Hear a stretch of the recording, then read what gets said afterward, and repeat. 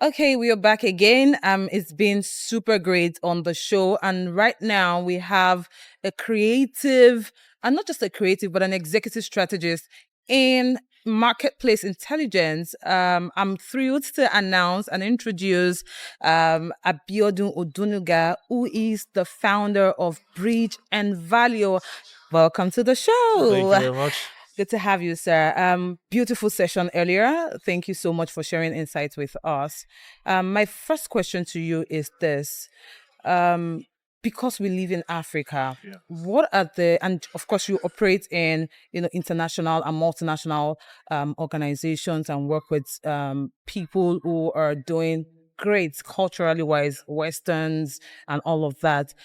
What are the gaps that you have identified in Bridge and Value that needs to be closed when it comes to marketplace intelligence in Africa?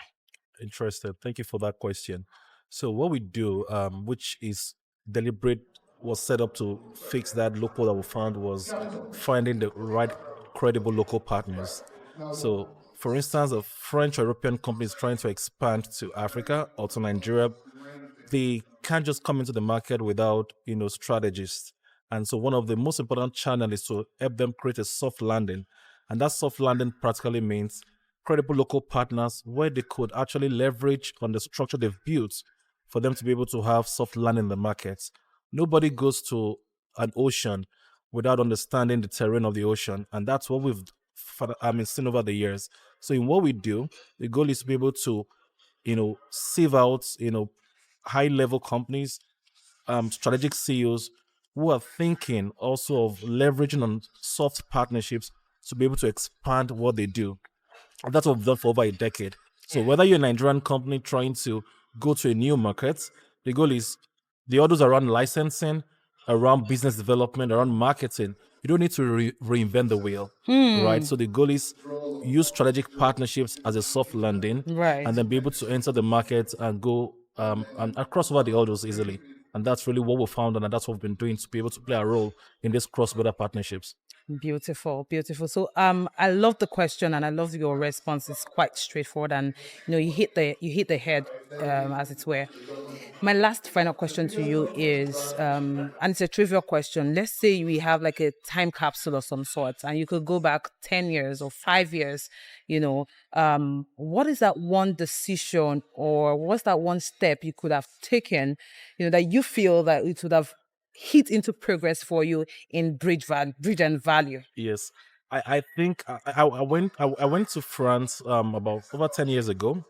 I think if I had a choice to make a move, I would have gone earlier because what that Mm, has done was one, I had to understand that language is not really a barrier.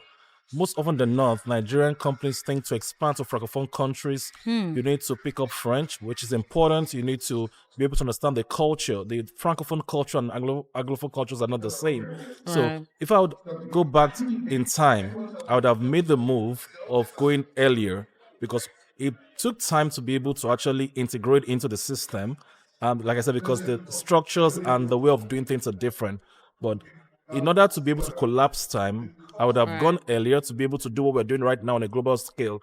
And I keep telling people again, international cross-border partnerships, it's an easy thing. The most important thing is to understand that life and business is more about perception. Yes. Perception actually is the real reality, how people Hmm. perceive you, how they Hmm. perceive your business. So it's not really about the value you have to offer as much as how the customers and the clients perceive that what you have to offer is a solution to them.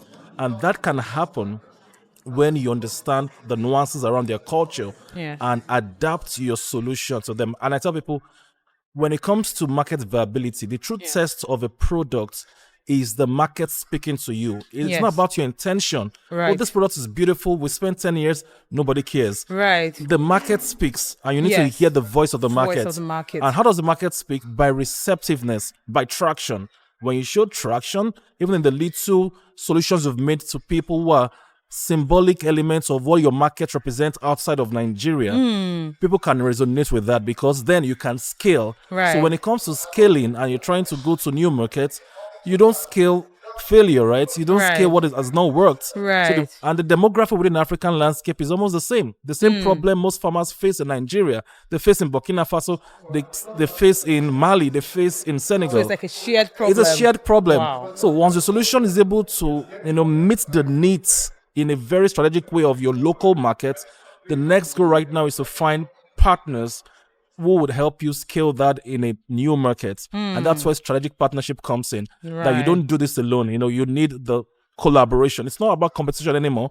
Right. Today, companies who are even competitors are working together. The name of the game has changed to collaboration. Yes. You're not looking for how to take somebody out. It's how can I leverage on the strength they have and minimize my own vulnerability to be able to get market acceptance. And I think if people can accept that and they can adapt, then they can raise their performance level. But thank you so much. Thank you so much, Zainab. For being here. Pleasure's Thank you mine. once again. Thank you very much. Right.